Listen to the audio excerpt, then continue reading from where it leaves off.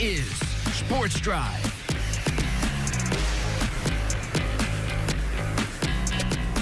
Welcome back into Sports Drive, everybody. Joining us now is TPSN Director Mike Roden for the TPSN Breakdown.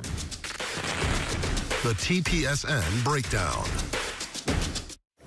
Mike, thanks so much for stopping by, coming on the show. Some things we want to discuss TPSN related. First topic of discussion has to be Amarillo Venom once again at the Civic Center this past weekend. They end up coming up short against Corpus Christi. Some positive things. I think it was better. Yeah. They played a little bit better than they did the last time we saw them against Columbus, but still ultimately come up short. Rough second half. Yeah, it was. Critical mistakes at critical times, really.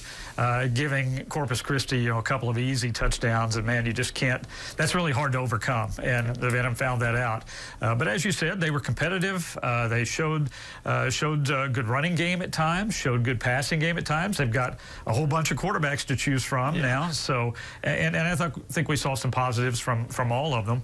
But yeah, disappointing loss. I know that the new owner, new general manager, and head coach sure want to get a win for the fans. In fact, I think I even saw kind of an apology online. Right, that they didn't get the win. But I think that they play Corpus Christi again, in 2 weeks. So hopefully they can turn the tables and work on those things and eliminate those mistakes in particular to not give away those easy touchdowns.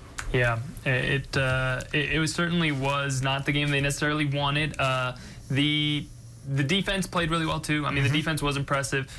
48 points would be, I think, a pretty good defensive performance by what we've seen this season as is. Never mind the fact that 2 drives started inside the 5. Right. There was a fumble recovery for a touchdown. I mean, really, they allowed, in the low 30s rather than the high 40s. Exactly. If you're talking about what the defense was actually responsible for.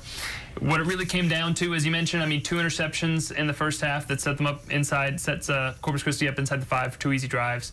Can't afford that, and then the fumble in the second half right after Corpus Christi opens the second half with a touchdown drive to go up 2 scores. Fumble puts them up 3 scores, and really it seemed like the game was over at that point. Kind of did, yeah. It took a lot of steam out of the Venom, I think, right there, and understandably so. But as you said, there were some bright spots, and they didn't give up even after that. They fought back and stayed in the game. The Tritons just were a little better in that second half than what the Venom were overall. Reverting back to that first time we saw them, they had such offensive line problems. They had such problems with the snap and getting back to the quarterback. They kind of eliminated most of that. They did, most of the time the coverage for the quarterbacks was pretty good. We didn't have sack after sack and scramble after scramble like we did the first game. So, I think they did make some improvements. Just need more. Yeah, absolutely. Well, we'll see what improvements they can make. Next matchup, May 11th, I believe. May 11th, I've been confusing my mazes and marches lately, but May 11th is the next matchup for the Amarillo Venom at the Civic Center against the Tritons again. So we'll see. We'll get a pretty good judge of how much they've improved over the course of that time and how many of the players are able to return and come back. I do want to talk about transition. We'll have some time to talk about playoff baseball starting up this week across the Texas Panhandle by district round action. Plenty of TPSN teams in action across that field. Just what's the expectation in terms of coverage for people and beyond the coverage? What are your expectations for some of the individual teams this postseason?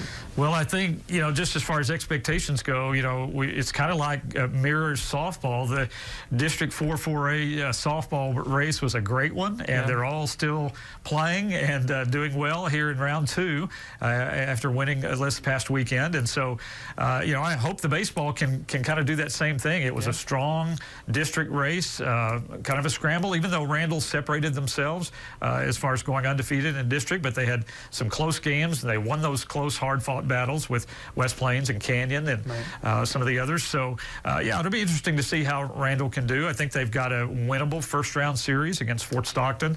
Not to take anything for granted, because we saw a couple of 4 seeds in the softball playoffs last weekend take out number 1 seeds. Right. So, but I think Randall, with their pitching, is in good shape going into that Fort Stockton series. Canyon versus Andrews, West Plains versus Greenwood. I think either one of those, I think those would be 2 good series, but I think they're as well, winnable series for both Canyon and West Plains. You look at Andrews, the Canyon opponent, and they're 500 on the season, even though they got second, the runner-up spot in their district. And then Greenwood, the opponent for West Plains, they have a winning record overall, but they only went 5-5 in districts. So, I think, again, if West Plains and Canyon play well, I think they could get through the first round as well. The 5A schools, it's a little harder to know what to expect. I think Amarillo High, Monterey will be a good series, even though it's a 1-4 seeding going against each other. The Lubbock, you could almost say the Lubbock district for both baseball and softball. Yeah. You mentioned how in Amarillo and Canyon it mirrors the softball district and things like this, but you could almost say that the 5A Lubbock district for both baseball and softball is one of the best in the state. It's similar to what we saw in the 4A district in baseball and softball. Yeah, very good point. And plus, I don't know, it just seems like we have trouble with Monterey a lot of times. Amarillo High's teams do. So I think that's going to be a good series. It's home and home. They'll start at Monterey and then shift to Amarillo. So I think that'll be good. I think if the Sandys play well, they can win that. But, that's no gimme by any means just because it's a 1-4 seed. And then, Caprock and Abilene Wiley, Tascosa against Lubbock Cooper. I think Tascosa will have probably a pretty hard time against the #1 seed Pirates there, even though the Rebels have had a pretty good season. Same for Caprock. Abilene Wiley has a 24-5 overall record, so they're pretty good from just based on that. Now they did get second. They are the #2 seed out of district, but I think Caprock will probably have a pretty tough series there as well. But you never know. That's why they play them. So yeah, absolutely. Well, we'll see ultimately what happens with those teams and with those series. Again, should be pretty entertaining. I do want to touch on something you mentioned with Randall. Of course, state tournament appearance last year with a great senior class, a lot of those guys moving on. And I remember talking with this Randall team not too long ago and them talking about people were picking us to finish 4th in district. People didn't believe in us. They've rallied around that this year because a lot of people didn't believe this team was capable of what they're capable of. They go through the district season undefeated. Have you been surprised by their level of success this year? And I do want to kind of ask that question while also tacking on the fact you mentioned their pitching. Carson Hafner was arguably their best pitcher last year. He's back. And Gio Miranda has really stepped up, been a great pitcher for them this year. Stepped in to fill the shoes that Duncan Bowles kind of filled for the team last year in some respect. Maybe not quite the level Bowles was at, but has been very good. I personally think that pitching can probably get them to at least the regional quarterfinals, because you might say the run scoring has, come down a little bit this year.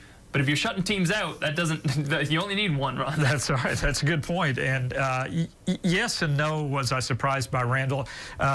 Yes, in that you never know how younger kids are going to respond when it's their turn. They have big shoes to fill, obviously.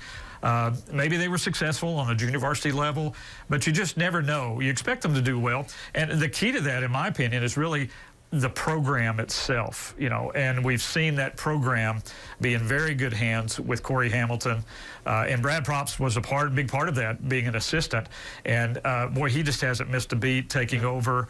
He's got great baseball experience. He played for Randall, and so in that respect, I'm not surprised that they are as good this year as what they are.